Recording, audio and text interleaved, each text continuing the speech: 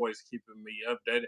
Make sure you click the link in the description for your merch, man. We're gonna get into regrading the Jerami Grant trade 6 months later. It's been in about 4 days, it'll be 6 months into the Jerami Grant trade. We're gonna get into it.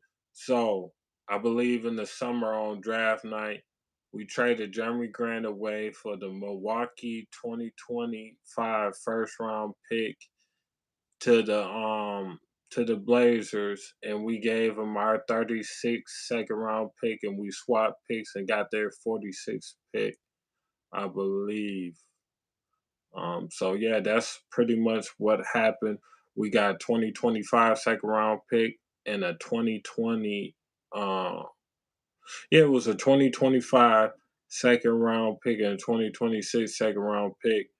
And I think we ended up with a first, and we flipped that first into Jalen Durham. So that's exactly how we got was able to happen.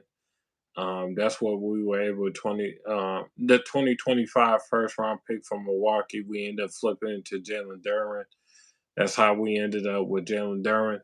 So that's why I like it for both sides. They ended up getting a wing that they very needed.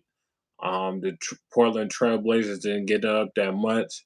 I was hearing it was pretty much a done deal. I'm the one who told y'all it was pretty much going to be the Portland Trailblazers that was going to get Jeremy Grant, and he ended up with the Portland Trailblazers to no surprise. He's from there. His dad's played there, so and then he's looking like a really good player for them. All of a sudden, like, he get to rebound and he get to defend and shoot and all of that, and he finally get to play his third option. I think it worked for both sides. It's an A+ for both sides. They got a win now player for Jeremy Grant, and we get a franchise center. We got our franchise center from that pick and everything, and we got more cap space going to the summer and a better free agency. We could sign a Jeremy Grant like player in this free agency and not really lose sleep. So, and they got a lot of wings who got a lot of talent in this couple of drafts. You talking about Brandon Miller, you talking about Cam Whitmore, trade back options, man. You got Bryce Sensenberg from Ohio State. You got Chris Murray from Iowa. Them are some guys you can trade back for. You got Terrence Sanders Jr., you know what I'm saying, who plays for the University of Illinois. There's a lot of talented guys I can name up. There's some guys, a guy who hasn't even played, Bob Miller. I think he's going to be absolutely sensational. I think he's going to be absolutely special. So, yeah, man. Very, very interesting. It was a great trade for both sides. Great partners. We got what we wanted, and they got what they wanted. So and we freed up money. We don't have to sign Jeremy Grant to a 4 year, $130 million max, especially in the next couple of years. This year, we got to decide how much we're gonna pay Killian Hayes. We got to pay Sadiq Bey and Isaiah Stewart. Man, we got to decide that in either this summer or next summer. It's whether if we want to get a qualifier offer this year, next year we got to pay them. So that's just point blank period. If we either pay them, we either got to pay them and trade them, or pay them and they stand. So it's very interesting, and that's the way it was going to work. And we didn't really have no other way to work. And by the time we signed Jeremy Grant, you should not pay him. Yeah, maybe, maybe not, but we have to see. That's the thing. We rather be cap flexible than not have no cap at all. We was in cap, what's the name, for a long time. We didn't have no cap. We couldn't maneuver. And for a team like this, we gotta be able to maneuver with the cap. We gotta be able to take on some bad contract for some draft assets because we not. Sadiq Bey is not worth the money. He won't. Probably not. He's probably Sadiq Bey is probably gone, dog. Whether it's this year or next year, they're probably gone. Some of these Piston guys will be gone. We'll get traded for a vet that we like and want. It's just how it's gonna go. But I love the fact of the matter is that we got flexibility. We got a bright future. We got draft picks. We got a GM who's competent. So I think it worked out best for both sides. I really do. Everybody's talking about Jeremy Grant, this, that, and the third. By the time we was gonna win, Jeremy Grant would have been 30 years old, and you would have got him on an atrocious contract, and he would have been hard to trade. And that's just facts. Them hard facts that people don't want to hear, man. He 28 years old. We would sign him 4 years. By the end of them 4 years, 32 years old, and he on an absolutely bad contract. Trade him for draft picks. Don't trade him for draft picks, bro. We're not doing that here. We gonna trade him for established players who's ready to play. We got enough draft picks. We not finna tank forever, dog. It's time to win. All that tanking stuff is overrated. Everybody want to tank until yeah, you can't keep on tanking every year. We can't beat the Orlando Magic.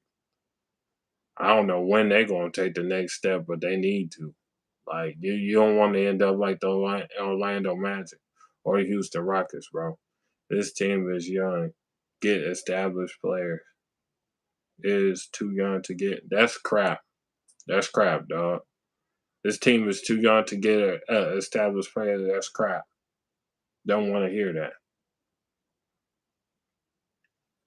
Getting established players, getting vets who know how to ball, getting a 26 or 27-year-old vet who could come in and ball and grow with this team ain't too old of a vet, bro. That's what we need.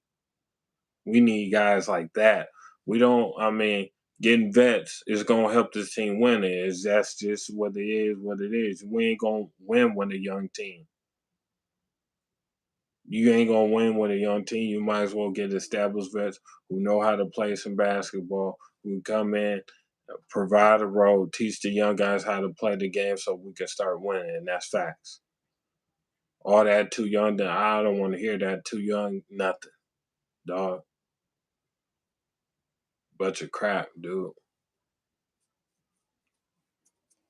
Straight up facts. We've been taken for 3 seasons. How much you want to tank us for 6, 7? K to be gone. If you do that type of crap, man, I don't want to hear that. People out here be capping. Tanking ain't always the way to go, my G. It's not. Putting losing basketball on the court all day, every day, all day long ain't how the Pistons gonna become relevant again. The only way we're gonna come relevant again is when we start winning and we start kicking butts and taking names. When we start being people like the Boston Celtics, like the Milwaukee Bucks, like the Cleveland Cavaliers, when we in the conference finals, when we in the finals. That's when they know we ain't playing no more. We serious. All that tanking, tanking, tanking until you can't no more is a bunch of crap.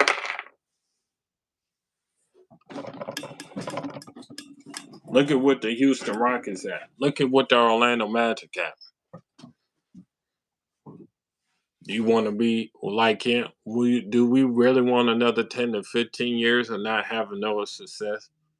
Do we really want to have another 10 years of mediocrity?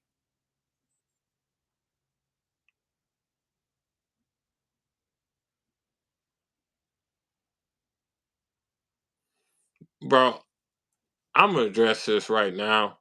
We're not getting Victor Wembanyama. I'm sad that you Pistons fans keep on believing that, thinking that. We not getting Victor Wembanyama.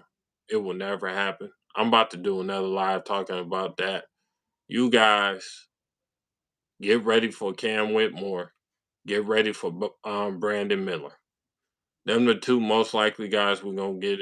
I don't think we gonna have a shot at Victor or Scoop. Um, the NBA doesn't like Detroit, never has. So it's your boy Piston Mike, man. Make sure you like, share, comment, subscribe. Hit the notification bell button.